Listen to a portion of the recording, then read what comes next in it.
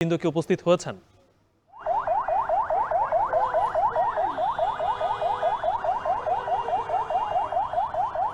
গালিব, আমরা এই মুহূর্তে শাহবাগের ঠিক মোড়ে রয়েছি। কিছুক্ষণ আগে শাহবাগের মোড় অবরোধ করে ছাত্র শক্তির যারা প্রতিনিধি রয়েছে তারা কিন্তু আন্দোলন করছে। মূলত পক্ষে স্বরাষ্ট্র উপদেষ্টা রয়েছে, স্বরাষ্ট্র উপদেষ্টার পদত্যাগের দাবিতে তারা এই বিক্ষোভ করছেন। আপনি দেখতে পাচ্ছেন শাহবাগের ঠিক মোড়ে তারা অবস্থান নিয়েছেন। চারদিক থেকে যে যান চলাচলের বাধাগ্রস্ত হচ্ছে। আমরা দেখতে পাচ্ছি যে এই যে শাহবাগের মোড়টিকে ঘিরে বেশ কিছু শিক্ষার্থী তারা দাঁড়িয়ে আছে।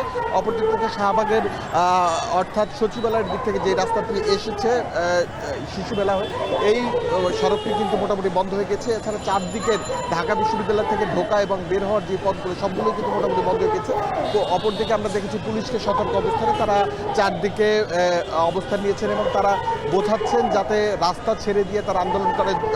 যদিও এখানে এই যে স্বরাষ্ট্র উপদেষ্টার পদত্যাগের দাবিটি এটা কিন্তু আগেই তুলেছিলেন।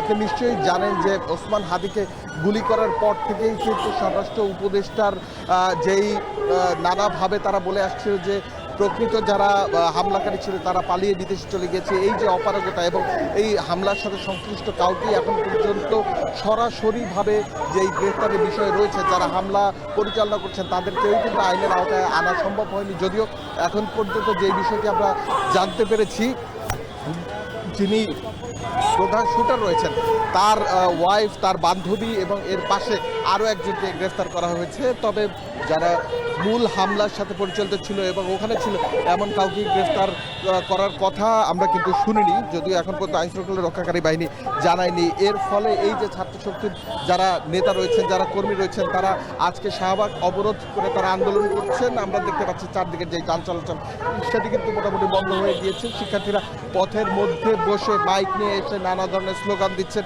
হাদির কেন রক্ত ঝরলো রাজপথে, কেন হাদিকে নিরাপত্তা দেওয়া গেল না, বিভিন্ন সময় হাদির যেই হামলার হুমকি বিভিন্ন সময় অনেকেই দিয়ে আসছিল, এমন বিষয় আইনশৃঙ্খলা রক্ষাকারী বাহিনীকে বারবার জানানোর পরও তারা কেন সঠিক পদক্ষেপ নিতে পারেনি, এই বিষয়টি কিন্তু তারা বলছেন।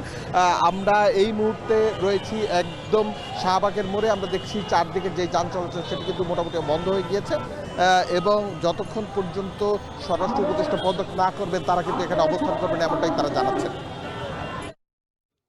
হাদির উপর সন্ত্রাসী হামলার পরে সন্ত্রাসীদের গ্রেপ্তার না করতে পারার কারণে যে ব্যর্থতা দেখিয়েছে প্রশাসন এবং দেশব্যাপী দুর্বল আইন শৃঙ্খলা পরিস্থিতির কারণ, এর প্রতিবাদে স্বরাষ্ট্র উপদেষ্টার পদত্যাগের দাবিতে শাহবাগে ব্লকেট কর্মসূচি ঘোষণা করেছে জাতীয় ছাত্র শক্তি। সেখান থেকে সর্বশেষ জানাচ্ছিলেন আরিফ হোসেন।